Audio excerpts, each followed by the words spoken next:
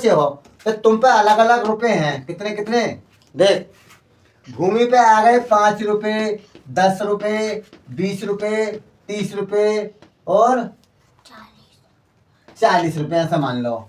और भूमि पे आ गए, देख भूमि पे कितने आ गए, 2 रुपए और 4 रुपए, 5 रुपए और 20 रुपए और 40 रुपए। ठीक है, अब प्रियांशु पे आ गए 5 रुपया, 8 रुपया, 10 रुपया, 5 रुपया और देख लेते हैं आ गए, और कितना है 20 रुपया।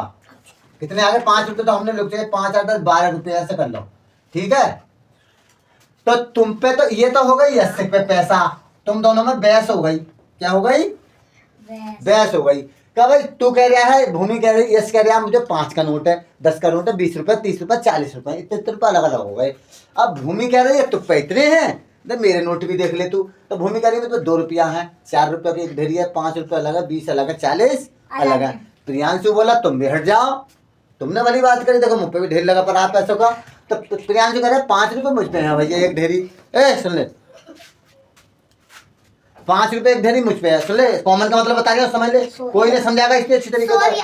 तो 5 रुपए जो हो गए, सीधा बैठ, बोला कट, सीधा बैठ, से हटा दे बिल्कुल, सीधा बैठ, दीवार पे मतलब चपे, रोज का ड्रामा दिखा दूं आपको। क्या तो देखो, प्रियांशु कह रहा है, प्रियांशु क्या कह रहा है, तो मुझ पे भी 5 का नोट है, 8 रुपए भी है मुझ पे, 10 रुपए भी है, 12 रुपए भी है और 20 रुपए भी है। ठीक है, आगे आगे मैं ले लेना हूँ सब 50 रुपए मान लो। ठीक है, कितने बढ़ा सकते हैं आगे को, है सब पे, तुम तो पैसे वाले हो सब।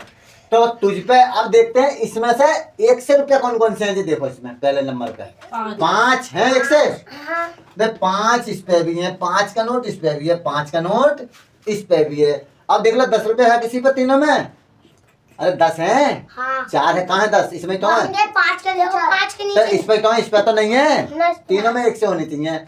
अब 2 5 5 तो मिल गए हमारे, अब 20 है, 20 चलो 20 मिल गए, 1 मिला, 2 मिले और 20 40 तीनों में नहीं है, 1 में है, 2 में खाली, क्या है, 2 में है। तो शाबाश, ठीक है। तो तुम पे कॉमन कितने हो गए, कॉमन का मतलब होता है 5 हो गए कॉमन, मतलब एक समान संख्या कितनी हो गई, 5 और 20, कितने बैठ रहे हैं, 5 और 20, यानी ऐसे 2 नोट, ऐसे ऐसे रुपए हैं, 5 और 20, 40 तो लिखे ना तुमने, कहाँ है 40 इसमें, कहाँ है 40, तो फिर पहले देख ले नजर मार के, कहाँ है 40 इसमें, और देख कोई सी हो 30 20 देख ले, समझ में आ रही हो तो बता, ना आ रही हो तो आगे बढ़े। आ रहा है, अरे 30 है सब में, 30 नहीं तो फिर अच्छा, तो सुन ले कहीं नहीं है, मैंने देख ले क्यों पिन चला रही है। तो जब 5 है तीनों पे है, यानी 20 है तीनों पे, जो कॉमन हो गए, कॉमन का मतलब सम हो गए, कॉमन का मतलब सम, या इनको उभयनिष्ठ भी बोल देते हैं, क्या बोल देते हैं, उभयनिष्ठ। अरे इनको सम भी बोल देते हैं, उभयनिष्ठ भी बोल देते हैं, क्या बोलते हैं, उभयनिष्ठ का मतलब क्या होता है, सम और कॉमन। ठीक है, आदि नामों से पुकारा जाता है, बस याद होनी चाहिए। अब क्या है जे, और क्या है, तो यस कह दिया है भाई 5 रुपए तो है सब पे, तीनों पे।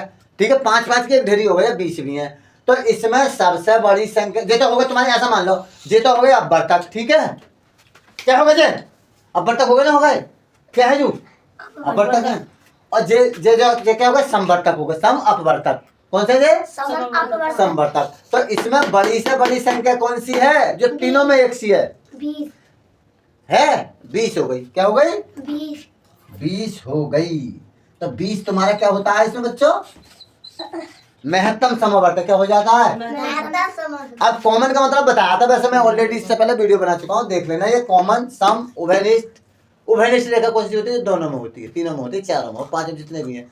तो ये उभयनिष्ठ, कॉमन, सम, सैम, अवर्तक, गुणनखंड सब इसी में समा जाते हैं, समझ गए।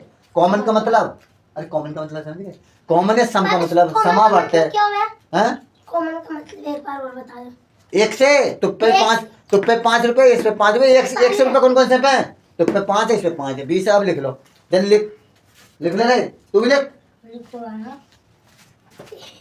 हट जा।